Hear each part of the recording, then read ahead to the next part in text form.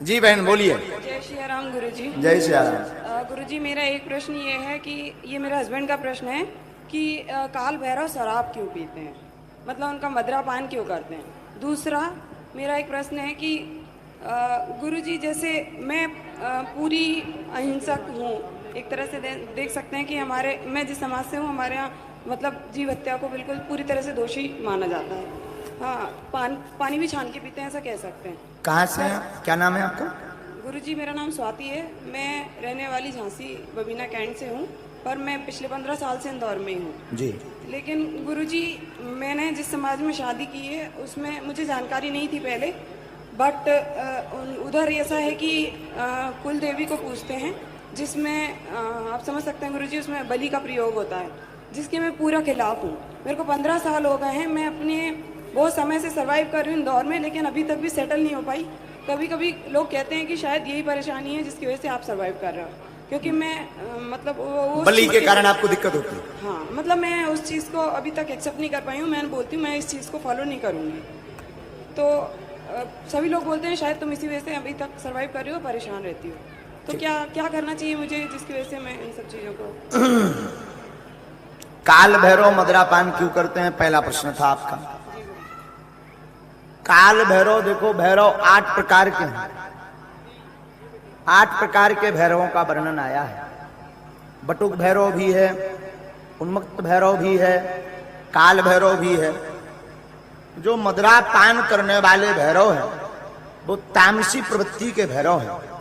जो गंदी शक्तियां हैं उन शक्तियों को हटाने के लिए जो निकृष्ट आत्माएं होती हैं उन निकृष्ट आत्माओं को हटाने के लिए काल भैरव को नशा में चूर करके और जो है उससे वो काम करवाए जाते हैं। तो तामसी प्रवृत्ति होने के कारण, तामसिक भाव होने के कारण काल भैरव को मदिरा लगती है। इसका दूसरा शास्त्रोक्त कारण यह है, भैरवनाथ की कथा तो आप सबने सुनी होगी।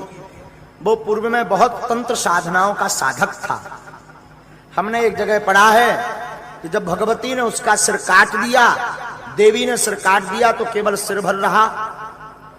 तो उसकी जो साधनाएं थी तंत्र साधना, वो उससे बार बार कहती थी कि मुझे जो है मदिरापान करवा, गंदा भोजन ला, वरना मैं तुझे खा जाऊंगी। उन तंत्र विद्याओं को पिवाने के चक्कर में काल भैरव ने यह दृढ़ संकल्प लिया कि अब आज से हमारी पूजा में मदिरा लगेगी। ये कारण है, इसलिए काल भैरव को जो है मदिरा चढ़ती है। फिर आपने दूसरा प्रश्न किया कि बलि प्रथा का क्या करना चाहिए। हमारे दिमाग पर बड़ा तनाव बनता है। कोई देवी ऐसी है जो बलि लेती हैं, बुरा ना मानना, सब लोग बैठे हैं। बलि प्रथा पर हम यही कहेंगे, संसार में ऐसी कौन सी मां होगी जो अपने पुत्र की बलि खाती होगी? ऐसी कौन सी मां होगी जो संसार में अपने पुत्र का मांस खाती होगी? हमने शास्त्र दुर्गा सप्तशती में पढ़ा है, कुपुत्रो जायते कुतदपि कुमाता न भवति। पूत कपूत हो सकता परंतु माता कुमाता नहीं हो सकती है। अब रही बलि वाली बात, कुछ कुप्रथा, अभ्रंश प्रथा ये बलि वाली चली है, जिसमें देवी कभी बलि नहीं लेती हैं। देवी के रूप का नाटक करने वाली जो जोगनियां होती हैं, वो जोगनी, भोगनी, योगनी, जिन जिन नामों से जाना जाता है, तो वो निकृष्ट शक्तियां जो है साथ वाले, जैसे महाराज जी हैं तो दक्षिणा लगत नहीं है, लेकिन आसपास वाले जो हैं सो इन्होंने हम मोटी मोटी गड्डी लगन।